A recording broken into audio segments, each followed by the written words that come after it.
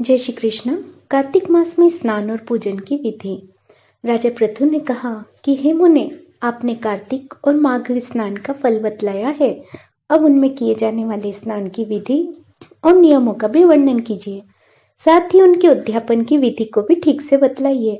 नारद जी बोले, राजन, तुम भगवान विष्णु के अंश से उत्पन्न हुए हो और तुम्हारे लिए कोई बात अज्ञात नहीं है। तथापि तुम पूछते हो, इसलिए मैं कार्तिक के परम उत्तम महात्म्य का वर्णन करता हूँ, सो सुनो।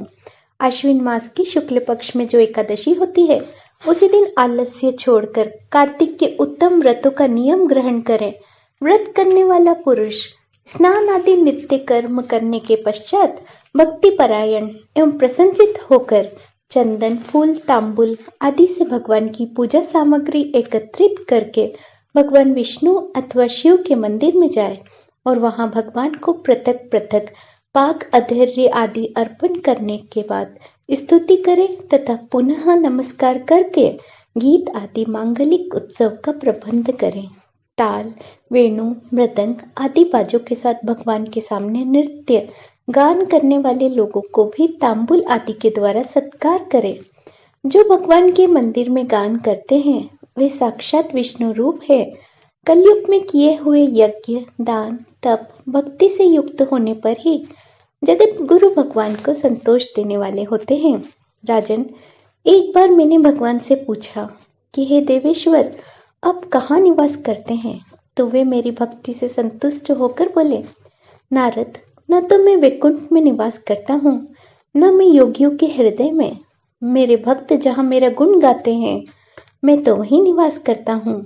यदि मनुष्य गंध, पुष्प आदि के द्वारा मेरे भक्तों का पूजन करते हैं तो उससे मुझे जितनी अधिक प्रसन्नता होती है, उतनी स्वयं मेरी पूजा करने से भी नहीं होती।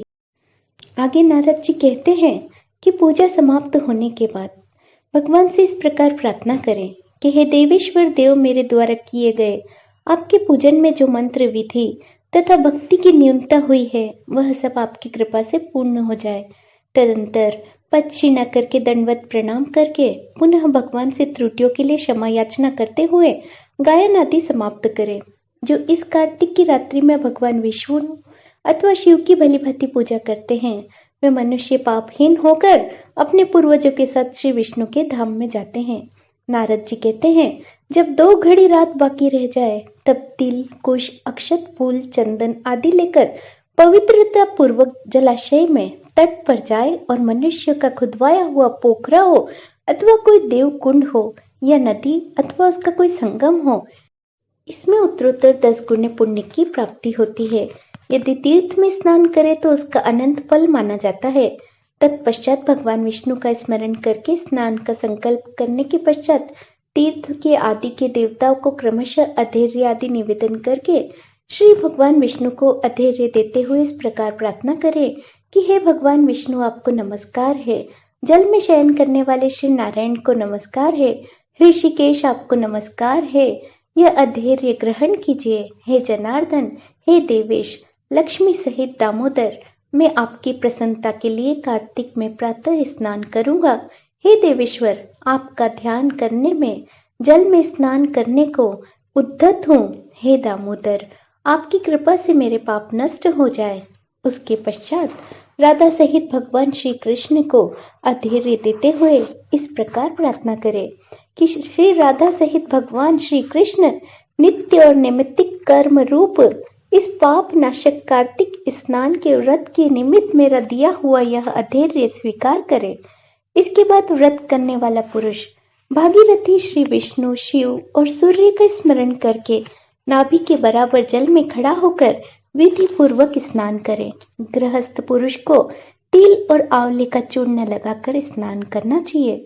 वनवासी सन्यासी तुलसी के मूल की मिट्टी लगाकर स्नान करे। सप्तमी, अमावस्या, नवमी, तृतीया, दशमी, त्रयोदशी को आंवले के फल और तिल के द्वारा स्नान करना निषेध माना गया है। पहले स्नान करें, उसके पश्चात मंत्र स्नान करें। स्त्री और शूद्रों को वेदाक्त मंत्रों से स्नान नहीं करना चाहिए। उनके लिए पौराणिक मंत्रों का उपयोग बताया गया है। व्रती पुरुष अपने हाथ में पवित्र धारण करके इस प्रकार प्रार्थना करे, जो पूर्व काल में भक्ति पूर्वक चिंतन करने वाले देवताओं के कार्य की सिद्धि के लिए 3 स्वरूपों में प्रकट हुए और जो समस्त पापों को नाश करने वाले हैं, वे भगवान विष्णु यहाँ कृपा पूर्वक मुझे पवित्र करें। श्री विष्णु की आज्ञा प्राप्त करके कार्तिक का व्रत करने के कारण यदि मुझसे कोई त्रुटि हो जाए तो इसके लिए समस्त देवता मुझे क्षमा करें तथा इंद्र आदि देवता मुझे पवित्र करें। बीज रहस्य यज्ञों सहित वेद मंत्र और कश्यप आदि मुनि मुझे सदा ही पवित्र करें। गंगा आदि संपूर्ण नदियां, तीर्थ, मेघ, नद और 7 समुंदर, ये सभी मुझे सर्वदा पवित्र करें।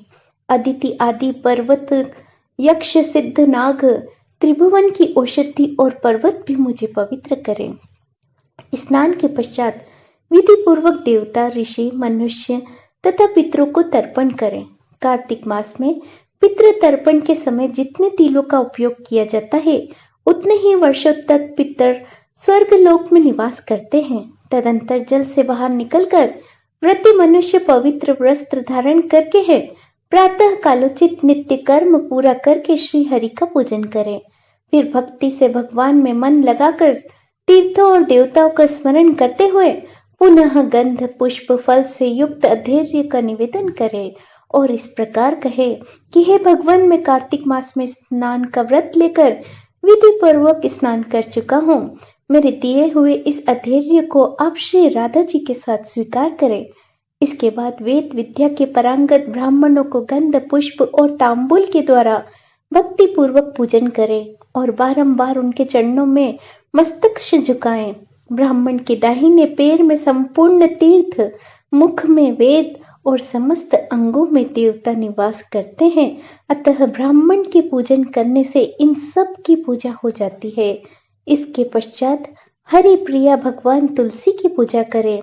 प्रयाग में स्नान करने, काशी में मृत्यु होना और वेदों के स्वाध्याय करने से फल जो प्राप्त होता है, वह सब तुलसी की पूजन से मिल जाता है।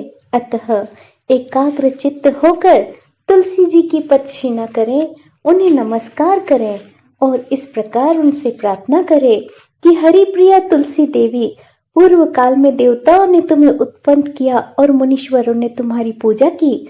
मैं तुम्हें बारंबार नमस्कार करता हूँ, मेरे सारे पाप हर लो। तुलसी पूजन के पश्चात व्रत करने वाला भक्तिमान पुरुष चित्त को एकाग्र करके भगवान विष्णु की पौराणिक कथा सुने और कथावाचक विद्वान ब्राह्मण अथवा मुनि की पूजा करे। जो मनुष्य भक्ति युक्त होकर पूर्वोक्त संपूर्ण विधियों का भली भांति पालन करता है, वह अंत में भगवान नारायण के परम धाम में जाता है। जय श्री कृष्ण।